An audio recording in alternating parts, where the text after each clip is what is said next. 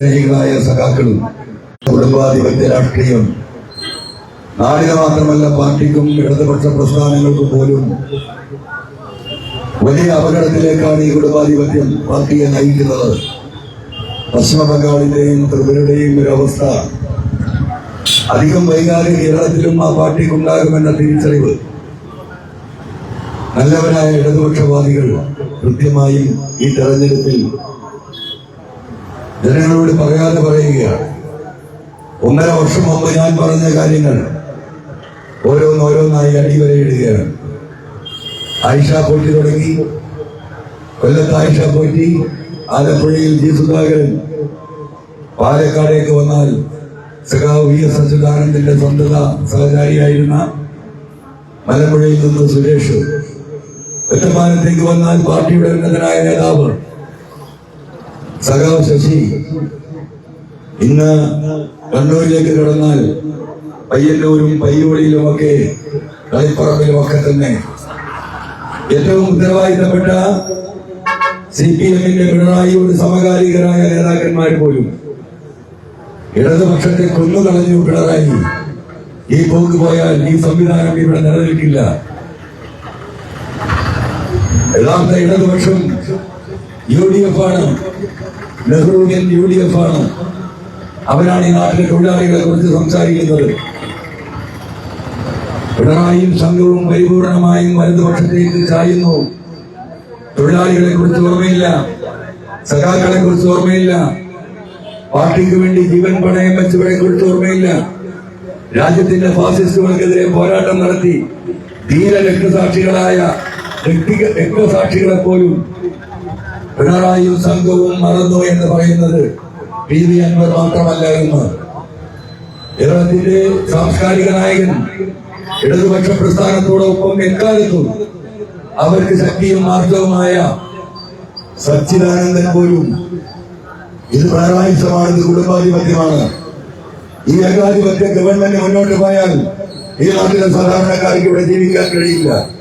അതുകൊണ്ട് ഒരു മാറ്റം അനിവാര്യമാണ് എന്ന് പറയുന്നത് എന്നെക്കാളും ഇപ്പൊ ഏറ്റവും അവസാനമായി കഴിഞ്ഞ 1.5 മാസമായി പ്രത്യക്ഷ നിലപാടുകൾ സ്വീകരിച്ച പ്രിയപ്പെട്ട സഖാക്കളാണ്. ആ സഖാക്കളുടെ മനസ്സിനൊപ്പമാണ് കേരളം സഞ്ചരിക്കുന്നത്. ആ സഖാക്കളുടെ മനസ്സിനൊപ്പമാണ് ബേപ്പൂർ സഞ്ചരിക്കുന്നത്. ഏകാധിപത്യവും കുടുംബാധിപത്യവും ഏറ്റവും കൂടുതൽ വേരൂന്നിയ മണ്ഡലം കൂടി ബേപ്പൂരാണ്. നിങ്ങൾക്കറിയാം, കുടിവെള്ളമില്ലാത്ത പ്രദേശങ്ങൾ, കോളേജില്ലാത്ത മണ്ഡലം, UP സ്കൂളും ഹൈസ്കൂളും ഹയർ സെക്കൻഡറി ഗവൺമെന്റ് സ്കൂളുകളും ഇല്ലാത്ത കടലുണ്ടി പഞ്ചായത്ത്. ജനങ്ങൾക്ക് ആശ്വാസമാകുന്ന ഒന്നുമില്ല. 4,40,000 പട്ടയം ഞങ്ങൾ നൽകി എന്ന് കേരളത്തിലുടനീളം ബോർഡ് വെച്ച് പിണറായി പരസ്യം ചെയ്യുമ്പോ ഈ നിയോജക മണ്ഡലത്തിൽ ആയിരക്കണക്കിന് ആളുകൾക്ക് പട്ടയമില്ല. കടലോര മേഖലയിലെ ജനങ്ങളുടെ വീടുകൾക്ക് നമ്പർ കിട്ടുന്നില്ല.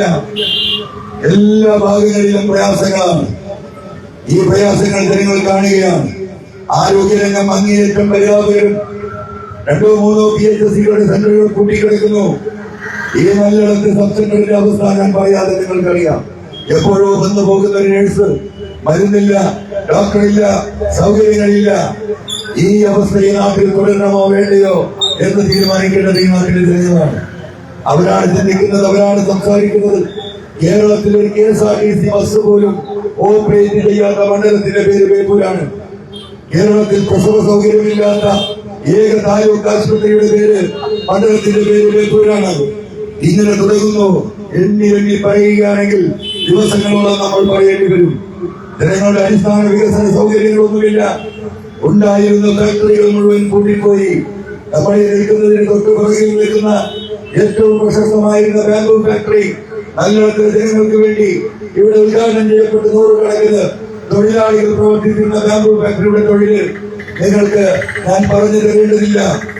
കേരളത്തിൽ 100 പാലങ്ങളാണ് ഞങ്ങൾ പ്ലാൻ ചെയ്തിരുന്നത്.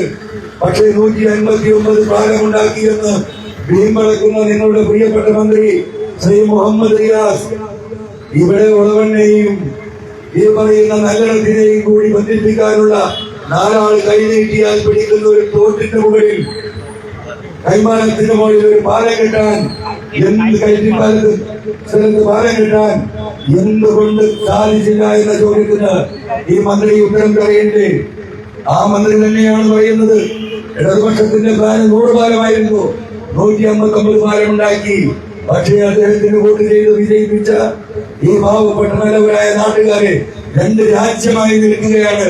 ഇപ്പോഴും നല്ലതും ഓളവണ്ണയും. ആ കയറ്റിപ്പാലം നമുക്ക് ഇവിടെ നിർമ്മിക്കേണ്ടതുണ്ട്.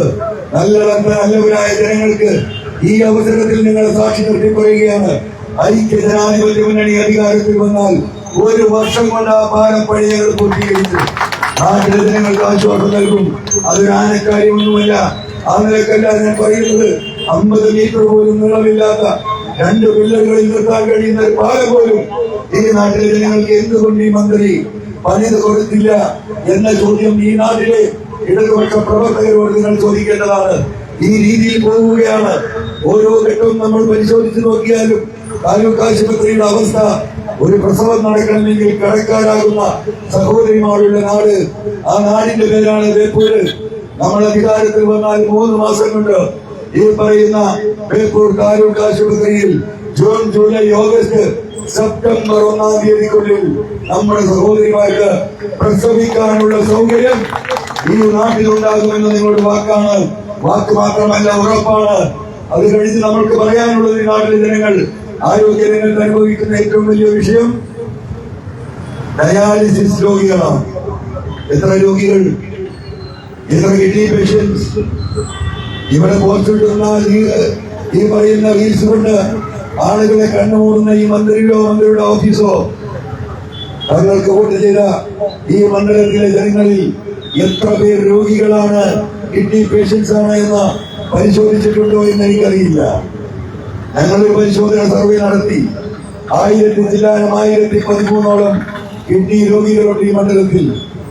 എന്താണ് ഡയാലിസിസിന്റെ സൗകര്യം? കിഡ്നി രോഗം വന്നാലുള്ള അവസ്ഥ ഞാൻ നിങ്ങളോട് പറയണമോ? അത്യാവശ്യം സാമ്പത്തിക സൗകര്യമുള്ളവരാണെങ്കിൽ പോലും തകർന്ന് തരിപ്പണമാകും. ഉള്ള പണം കൊണ്ട് ചികിത്സിക്കും, വീട് പണയം വെച്ച് ചികിത്സിക്കും, പിന്നീട് വീട് വിറ്റ് ചികിത്സിക്കും, പിന്നെ പള്ളി കമ്മിറ്റിയോട് സ്വകാര്യ പിരിവെടുത്ത് ചികിത്സിക്കും. അതും കഴിയുന്നതോടുകൂടി നാട്ടുകാരറിയും. നാട്ടുകാരോട് പിരിവെടുത്ത് മനുഷ്യരുടെ മുന്നിൽ കൈനീട്ടേണ്ടി വരുന്ന മാന്യമായി ജീവിച്ച എത്രയെത്ര മനുഷ്യർ ഈ നാടിന്റെ മുക്കിലും മൂലയിലും. പലരും എന്നെ വന്ന് കണ്ടു, എന്തെങ്കിലും ഒന്ന് ചെയ്തു തരണം, ഞങ്ങൾക്കൊരു മാർഗവുമില്ല, ഞങ്ങൾക്ക് ശേഷിയുമില്ല, ഉള്ളതെല്ലാം വിറ്റ് കഴിഞ്ഞു, നിങ്ങളൊന്ന് ജയിച്ചാൽ നിങ്ങൾ ഈ വിഷയത്തിൽ നിലമ്പൂരിലെ പോലെ ഇടപെടണം എന്ന് പറയുന്നത് ഈ നാട്ടിലെ വേദന കടിച്ചിറക്കുന്ന പാവപ്പെട്ട ഡയാലിസിസ് രോഗികളാണ്. നിങ്ങളൊന്ന് പരിശോധിക്കണം. എന്റെ ശബ്ദം കേൾക്കുന്ന പ്രിയപ്പെട്ട സഖാക്കൾ ഇവിടെ ഉണ്ടാകും. നിലമ്പൂരിൽ 2016 ഞാൻ ചെല്ലുന്ന സമയത്തും ഇതേപോലെയായിരുന്നു. പക്ഷേ ഇന്ന് 61 ഡയാലിസിസ് മെഷീനുകൾ നിലമ്പൂരിലെ 2 ആശുപത്രി, സർക്കാർ ആശുപത്രികളിലായി 4 ഷിഫ്റ്റ് 248 ആളുകൾക്ക് ഒരു ദിവസം നമുക്ക് ഡയാലിസിസ് കൊടുക്കാൻ നിലമ്പൂരിൽ സാധ്യമാകുന്നുണ്ട്. ഒരു മെഷീൻ വാങ്ങി വെക്കാൻ തനിക്ക് വോട്ട് ചെയ്ത് വിജയിപ്പിച്ച ഈ മനുഷ്യരുടെ വേദനകൾ ഒരു ആശ്വാസമാകാൻ ഒരു മെഷീൻ വാങ്ങി വെക്കാൻ നിങ്ങളുടെ ബഹുമാനപ്പെട്ട മന്ത്രി തയ്യാറായിട്ടുണ്ടോ? നിങ്ങൾ പരിശോധിക്കുക. പ്രിയപ്പെട്ട നാട്ടുകാരെ, നിങ്ങൾക്ക് ഞാൻ ഉറപ്പ് നൽകുകയാണ്, ഈ പ്രശ്നം നമുക്ക് പരിഹരിക്കേണ്ടതുണ്ട്. അവർക്ക് നമ്മൾ അത്താണിയാകേണ്ടതുണ്ട്, അവരുടെ കൈപിടിക്കേണ്ടതുണ്ട്. നിങ്ങൾക്ക് ഉറപ്പിച്ച് പറയാം, ഡിസംബർ 31 2026 തിരഞ്ഞെടുപ്പ് കഴിഞ്ഞ 6 മാസത്തിനുള്ളിൽ ഏറ്റവും ചുരുങ്ങിയത് 10 മെഷീനിൽ കുറയാത്ത ഡയാലിസിസ് സെന്റർ ഈ പറയുന്ന ഫറൂഖ് താലൂക്ക് ആശുപത്രിയിൽ നമ്മൾ ആരംഭിക്കും.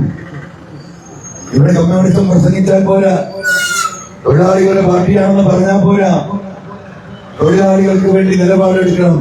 എന്ത് നിലപാടാണ് ഈ ഗവൺമെന്റ് അധികാരത്തിന് വേണ്ടി വന്നതിന് ശേഷം ഈ നാട്ടിലെ പാവപ്പെട്ട തൊഴിലാളികൾക്ക് വേണ്ടിയിട്ട് നിലപാടെടുത്തത് എന്ന് നമ്മൾ പരിശോധിക്കണം. നിരവധിയായ ഫാക്ടറികൾ കൂട്ടിപ്പോയി അവരെ പുനരധിവസിക്കുന്നതിനുള്ള ഒരു ഏർപ്പാടും ചെയ്തിട്ടില്ല, ഒരു കൂടിയാലോചനയും നടത്തിയിട്ടില്ല, മാനേജ്മെന്റുമായി സംസാരിച്ചിട്ടില്ല, ഇതെങ്ങനെയെങ്കിലും നിലനിർത്താൻ മാർഗമുണ്ടോ എന്ന് അന്വേഷിച്ചിട്ടില്ല എന്ന് ഇവിടുന്ന് തൊഴിൽ നഷ്ടപ്പെട്ട തൊഴിലാളികൾ, പ്രിയപ്പെട്ട സഖാക്കൾ നേരിട്ട് പറയുന്നു, ഇതിനൊരു മാറ്റമുണ്ടാകണം. ഇത് പ്രവർത്തിപ്പിക്കാൻ എന്തെങ്കിലും മാർഗമുണ്ടോ എന്ന് നമുക്ക് അന്വേഷിക്കണം. ഈ നാടിന്റെ എല്ലാമായിരുന്ന ഫറൂഖ് സ്റ്റീൽ കോംപ്ലക്സ് ചെറുകുന്നൂർ എവിടെ കൂട്ടരെ? എന്താ നിങ്ങൾ ആലോചിക്കാത്തത്? ആരാണിത് വിറ്റത്?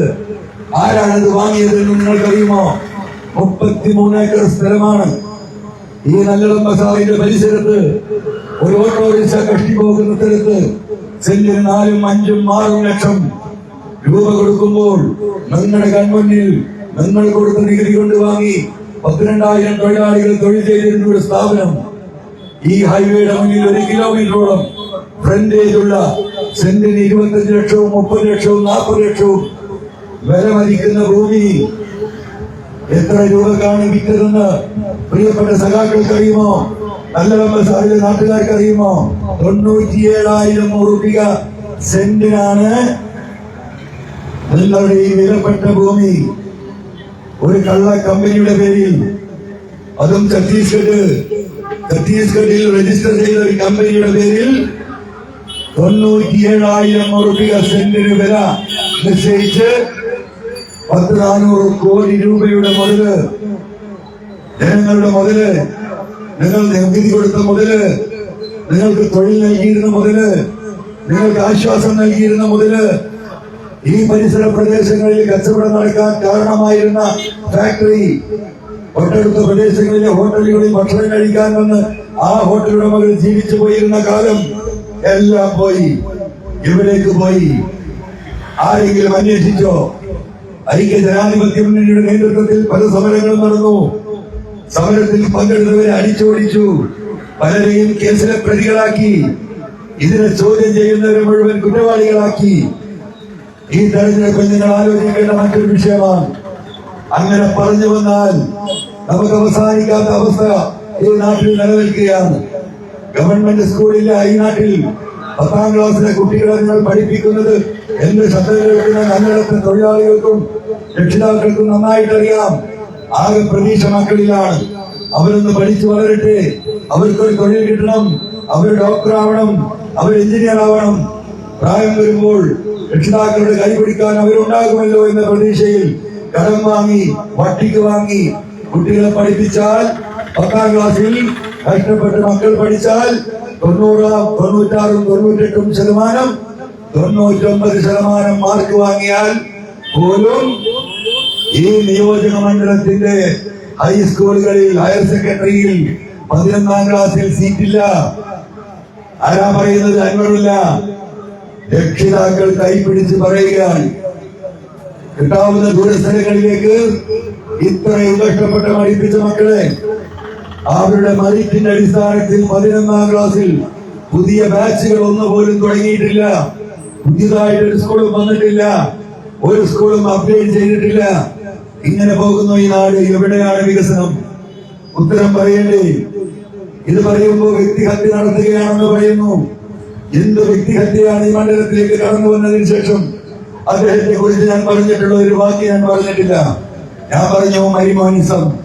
ശരിയാണ്. എന്താണ് ഈ സത്യത്തിന് കുഴപ്പം? അദ്ദേഹം SFIയും DYFIയും പാർട്ടിയുമായിരുന്നു. എനിക്ക് ആ കാര്യത്തിൽ തർക്കമില്ല. എനിക്ക് നന്നായിട്ട് അറിയുന്ന എന്റെ സുഹൃത്ത് കൂടിയാണ്. പക്ഷേ മരുമകൻ എന്ന നിലക്ക് ഈ ഗവൺമെന്റിൽ അദ്ദേഹത്തിന് കിട്ടുന്ന അപ്രമാദിത്വം, പണമില്ലാതെ ഈ സർക്കാർ കഷ്ടപ്പെടുമ്പോ കൂട്ടിക്കിടക്കുന്ന ഹെൽത്ത് സെന്ററുകൾ ഈ മണ്ഡലത്തിൽ പോലും പുനർനിർമ്മിക്കാൻ പണമില്ലെന്ന് പറയുന്ന ഇതേ മന്ത്രി ഫറൂഖ് PWD റെസ്റ്റ് ഹൗസ് നന്നാക്കാൻ, അവിടെ അതിന്റെ ഇന്നർ വർക്കുകൾ നടത്താൻ, ഇന്നോവേറ്റ് ചെയ്യാൻ, കൊട്ടാര സമാനമാക്കാൻ 4 കോടി രൂപ എങ്ങനെ ഇവിടുത്തെ ഫൈനാൻസ് ഡിപ്പാർട്ട്മെന്റിൽ നിന്ന് ഫൈനാൻസ് മന്ത്രി ഒപ്പിട്ട് കൊടുത്തു. അത് മരുമകൻ എന്ന നിലക്കുള്ള കൺസിഡറേഷൻ ആണ്. മനുഷ്യർക്ക് കുടിവെള്ളവും ആശുപത്രിയും ഇല്ലാത്ത ഈ മണ്ഡലത്തിൽ വെറും 3 ആളുകൾക്ക് കിടന്നുറങ്ങാൻ കഴിയുന്ന PWD റെസ്റ്റ് ഹൗസിൽ 4.5 കോടി രൂപ ചെലവഴിച്ച് കൊട്ടാരം പണിതു എന്ന് പറയുന്നത് ഈ നിൽക്കുന്ന ഞാനല്ല, PV അൻവറല്ല. അദ്ദേഹം അച്ചടിച്ച് പ്രസിദ്ധീകരിച്ച് ഈ നാട്ടിലെ വീടുകളിൽ മുഴുവൻ കൊടുത്ത പത്രം ബേപ്പൂർ വേവ്സ് എന്ന് പറയുന്ന അദ്ദേഹം നടത്തിയ പ്രചരണം, അദ്ദേഹത്തിന്റെ മേൽക്കോയ്മയെ കുറിച്ച് പറയുന്ന ആ പത്രത്തിൽ അഭിമാനകരമായ നേട്ടമായി പറയുന്നു. ഫറൂഖ് റെസ്റ്റ് ഹൗസിന്റെ ഫോട്ടോ അടക്കം അദ്ദേഹം കൊടുത്ത് അതിന്റെ അടിയിൽ പറയുന്നു, രണ്ടാമത്തെ പേജിൽ 4.5 കോടി രൂപ ഇതിനു വേണ്ടി നമ്മൾ ചെലവഴിക്കി. ഇതല്ലേ ഇസം? കേരളത്തിലെ സർക്കാർ ആശുപത്രികളിൽ മരുന്നില്ല, അവിടെ സർജറി നടത്താൻ സൂചിക്കുന്നുമില്ല. ഞാനല്ല പറയുന്നത്, ഡോക്ടർമാരാണ്. ആശുപത്രികളിലേക്ക് സപ്ലൈ ചെയ്ത മെഷീനുകളും മരുന്നുകളും പണം കിട്ടാത്തതിന്റെ പേരിൽ ആശുപത്രികളിൽ നിന്ന് ബലമായി അത് സപ്ലൈ ചെയ്ത കമ്പനികൾ തിരിച്ചെടുക്കുന്ന വാർത്ത കണ്ടവരാണ് ഞങ്ങൾ. ഇങ്ങനെ നിൽക്കുമ്പോ ബേപ്പൂർ ഫെസ്റ്റിന്റെ പേരിൽ ബേപ്പൂരിൽ പൂരം നടത്താൻ 4 തവണയായി 24 കോടി രൂപ എങ്ങനെ കിട്ടി ഈ മന്ത്രിക്ക്? കേരളത്തിന്റെ ചരിത്രത്തിലില്ല. അതാണ് ഈ പറയുന്ന ഇസം, അപ്രമാദിത്വം, അമിത അധികാരം, മറ്റുള്ളവർക്കുള്ള ഭയപ്പാട്. ഈ പറയുന്ന അമിതാധികാരം, ആ അമിതാധികാരത്തെയാണ് ഞാൻ ഇസം എന്ന് പറഞ്ഞ് ചോദ്യം ചെയ്തത്. അത് വസ്തുതയല്ലേ, അനുഭവസ്ഥരല്ലേ? മറ്റൊരു കാര്യം, കഴിഞ്ഞ 3-4 ദിവസങ്ങളായി ഞങ്ങൾ ഇവിടെ നടന്നുകൊണ്ടിരിക്കുമ്പോ വഴിയരികിൽ കാത്തു നിൽക്കുന്ന അമ്മമാർ സ്ഥാനാർത്ഥിയുടെ വണ്ടി കൈനാട്ടി നിർത്തുകയാണ്. എന്താ പറയുന്നത്? ഇവിടുത്തെ തെരുവ് നായ ശല്യം, ഞങ്ങൾക്ക് ജീവിക്കാൻ കഴിയുന്നില്ല, ഞങ്ങളുടെ കുട്ടികളെ സ്കൂളിലേക്ക് വിടാൻ കഴിയുന്നില്ല, മക്കളെ കടിച്ചു കീറുകയാണ്, ഒരു നിയന്ത്രണവുമില്ല, ഇതിന് നിയന്ത്രണം ഏർപ്പെടുത്തണം.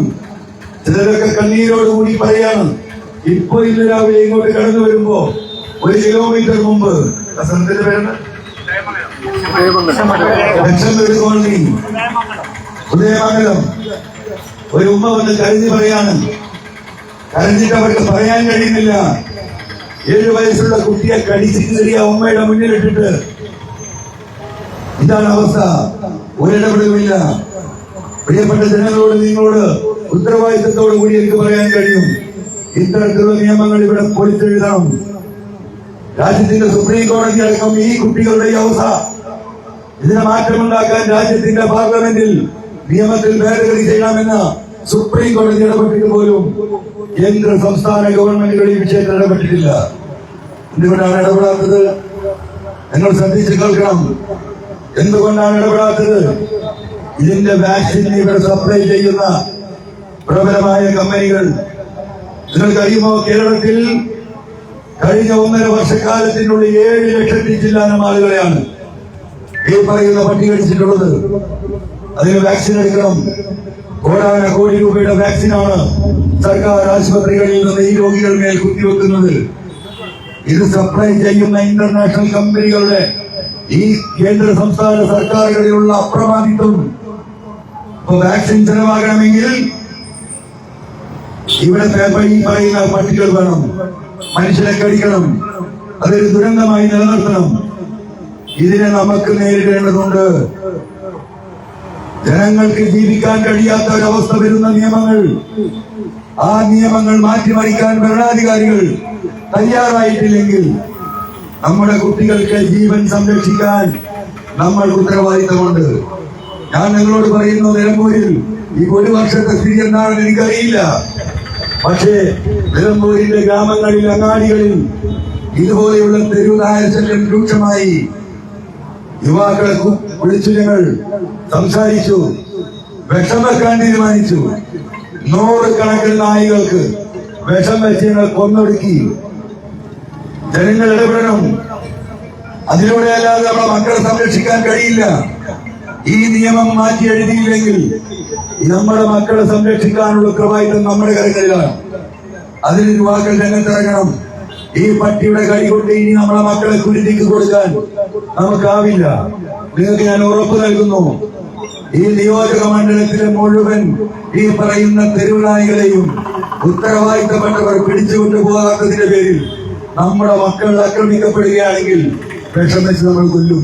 കേസ് എടുക്കുള്ളൂ, തൂക്കിക്കൊല്ലുന്നില്ല. കോടതിക്ക് ബോധ്യപ്പെടും. സുപ്രീം കോടതി പറഞ്ഞിരിക്കുകയാണ്, ഇവിടെ മന്ത്രിമാർക്കൊന്നും ഒരു പ്രശ്നമില്ല, ഇവിടുത്തെ ഉത്തരവാദിത്തപ്പെട്ട നേതാക്കന്മാർക്ക് ഒരു പ്രശ്നമില്ല. ഈ 4 സെന്റിലും 5 സെന്റിലും ജീവിക്കുന്ന പാവപ്പെട്ടവർക്കാണ് ഇതിന്റെ പ്രശ്നം. ഗേറ്റ് തുറക്കുന്നത് തന്നെ റോഡാണ് അതിർത്തി. ഈ അലഞ്ഞു തിരിഞ്ഞ് നടക്കുന്ന നായകൾ ഈ നാട്ടിലെ സ്വൈര ജീവിതത്തിന് അപകടകരമായ ഭീഷണി മുഴക്കുകയാണ്.